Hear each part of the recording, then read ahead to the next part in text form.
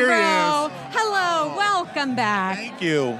Seems like I never left. I feel like we just saw you at Endgame, but you're in all of these, and you've been there since the beginning. That's right, and I'm really proud to be a part of this one. I'm so happy I get to keep playing this character, and now I'm the old man. Now I'm the Hagrid of the series. Untrue. No, it's good. It's good to be the Hagrid. It's good to be looking after the kids and having fun.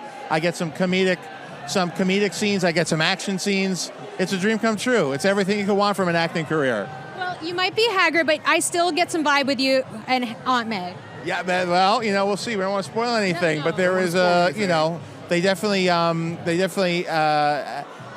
a lot in common. Like Peter Parker. Yes, like Peter Parker. Yeah. We both care a lot about Peter Parker, and we're both there for him through some difficult times.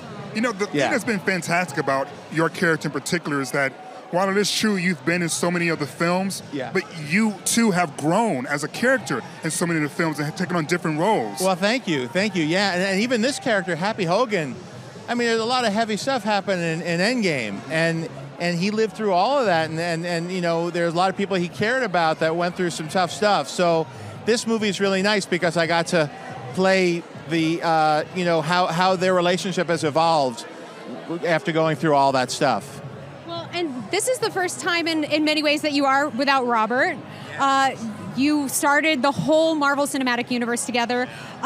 Were you like, out of my way, Robert, I'm in there? Or what is it like to go on without him? Well, look, Robert and I are still buddies, and Robert is still keeping that tradition alive. I think people see him as that character because that was a defining role, even though he's done a lot of other great roles. But it's interesting that being in this without Tony Stark, because it's Peter Parker and Happy Hogan without Tony Stark. It's a new dynamic, and so we get to explore a different aspect of the relationship, which was really good. And John Watts, the director, really understood a lot, knew everything that was going to happen in Avengers before it did, and we had to come up with all of this before we even got to see that film. So it's a real testament to John Watts, the director. How tricky is it to balance, as you were saying, such traumatic loss with the comedic timing that's gotten to be known, particularly with the Spider-Man films? Well, again, that falls squarely, the tone falls squarely on the director. And so he really guided us through it and explained to us what he wanted from each scene. And it's nice to have the flow of comedy and emotion, and I think that they got the right guy. And of course, anchoring it all is Tom. And the great ensemble cast around him. But Tom Holland is the guy that could play all of those nuances, and that's very difficult stuff. He's a tremendous actor and a great guy, as you know from talking to him. I mean, the absolute sweetest. Now, I'm curious, you and John are both directors. Yeah. Do you have like secret director code? Does he just say like, do that scene this way, and you guys lock in? Yeah, directors, I find, because I've directed directors in acting roles. We always really try to do whatever the director wants, because we know it's like, I'm on your side. What do you need, buddy? Boy, if you stand here, we could avoid another setup. I'm like, where's my light? You don't move the light. I'll move where you want me. So there is a bit of a sibling relationship that directors have, and especially it's great because I get to be on his set and watch how he does it, because you learn every time you work with another director. So as a director, I get to be an actor, and I get insight into how people run their sets.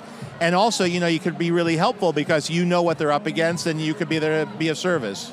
You have such tremendous comedic timing. How much of what you've done in the film is actually written versus improv? I was trying to have timing for you. I was crazy. Like, did the stream stop? No, a lot of we're buffering. Most of it's written, but John Watts is the type of guy who will always ask you, is there something else you want to try? Or he'll throw a suggestion and then keep rolling and let you do a series of takes. But you can only do that when you got a cast like he has assembled.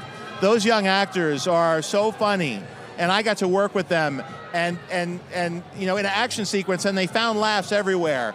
So it's great to be part of that, because I'm, so much of my time now is spent in the editing room or on set as a director or writing. And so this brings me back to what my roots were. I started off as like a comedic actor, as a supporting actor, a character actor, And I love that I get to play in this world with a new generation, because it just makes it so exciting to go for work. They all have such great attitudes, and it's great to be a part of that ensemble. Well, I mean, I think that is the perfect place to say thank you so much. Enjoy the night. And congratulations on the whole Marvel Cinematic Universe. Thank you so much. Great talking to you. Cheers.